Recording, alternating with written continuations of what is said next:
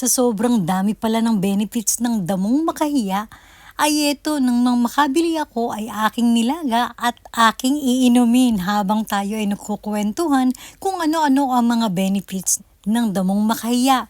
Pero ako, ang binabala ko dito nung malaman ko talaga na ito ay napakagandang pampatulog. So, stop muna ako ng pag-inom itong oras na to. So, ang gagawin ko na lang nito ay mamayang gabi na lang bago na lang ako matulog.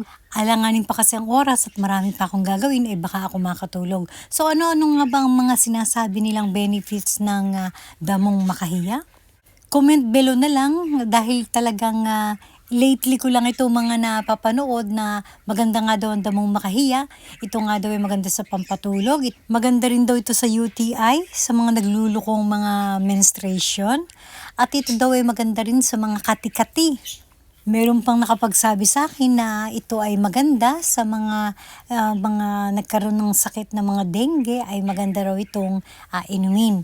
So guys, ang lasa pala nito ay talagang mapait. Well, alam nating lahat kapag mapait ang lasa ng ating iniinom ay talagang maraming benefits. At alam nyo ba, pinakamaganda siguro nito kahit na wala kayong nararamdamang sakit ay katulad ko. Ako ay nakabili nito at talagang bala ko talagang i-maintain na uminom kahit once in a blue moon lang. So guys, i-try nyo at baka naman tayo ay talagang sumigla rito. So guys, thank you so much guys for watching and see you to my next vlog. Bye!